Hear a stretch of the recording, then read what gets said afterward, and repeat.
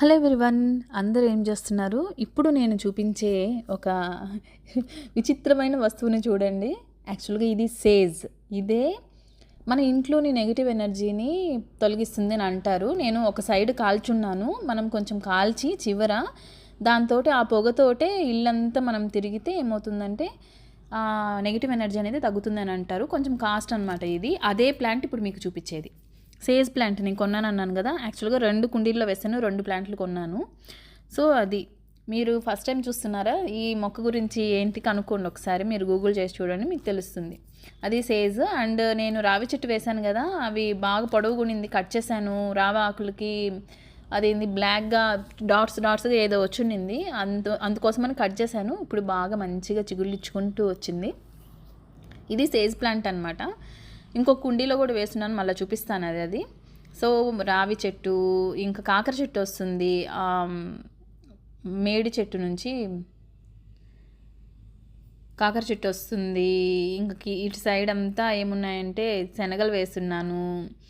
పావురాలు వచ్చి నేను శనగలు ఎండబెట్టుంటే అన్నీ తినేసినాయండి. ఇదొకటి చేసింది. అండ్ కొంచెం గార్డెన్ మార్చాను, అన్నీ ఒక చివరికి పెట్టాను అనమాట. పర్పుల్ ఇది మాత్రం సూపర్ అందంగా ఉందండి. నేను ఇంకా దీన్ని ఒక స్టెమ్ కట్ చేసి కింద మా గ్రౌండ్ దగ్గర వేద్దామని అనుకుంటున్నాను. ఎందుకంటే చాలా అందంగా ఉంది, అసలు ఆ కలరే భలే అట్రాక్టివ్గా ఉంది. అండ్ నేను నారు తెచ్చానని చెప్పాను కదా, అది చిన్న చిన్న కుండీలో వేస్తుండేది టమోటా నారు. టమోటా ఎక్కువ తీసుకొని వచ్చాను, ఒక 10 ప్లాంట్స్ టమోటా తీసుకొని వచ్చాను, ఒక 3-4 ప్లాంట్స్ మిరప తీసుకొని వచ్చాను, అండ్ బంతి కూడా తీసుకొని వచ్చాను. సో అలా అక్కడక్కడ సర్దేశాను అనమాట. బంతి, మిరప అండ్ లింగాక్షి అంటాం మేము, ఒకటి చిలక ముక్కు పూలో ఏదో అంటారు. సో అవి కూడా తీసుకొని వచ్చాను, అవి కూడా వేశాను.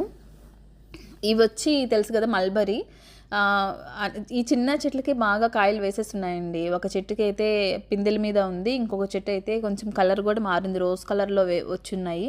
అండ్ ఇది చూడండి ఎంత అందంగా ఉందో, అబ్బా సూపర్. అసలు శివునికి పెడితే చాలా మంచిది, అభిషేకం అప్పుడు పెడతాను నేను. ఇది వచ్చి వైట్ శంఖపుష్పి, అది వచ్చి పర్పుల్ శంఖపుష్పి అనమాట.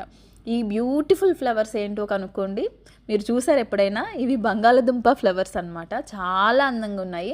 నేను చాలా దగ్గరలో వేస్తున్నాను, ఫ్లవరింగ్ వచ్చేసింది అనమాట. ఇంకేం చెప్పలేదు, మర్చిపోయా. ఇవి వచ్చి బ్రొకోలీ అండ్ కాలీఫ్లవర్ మొక్కలు. నేను క్యాబేజ్ మొక్కలు కూడా తీసుకుందాం అనుకున్నా, మర్చిపోయాను ఆ హడావిడిలో. కాకర వేసాను, బ్రొకోలీ అవన్నీ వేస్తున్నాను అనమాట. సో ఈ కాలీఫ్లవర్ అనేది పిలకల ద్వారా వస్తుందంటండి, అందుకని మనం పూర్తిగా కట్ చేయకూడదు. ఇది కొత్తిమీర. వీడియో నచ్చితే లైక్ చేయండి, షేర్ చేయండి, సబ్స్క్రైబ్ చేయండి.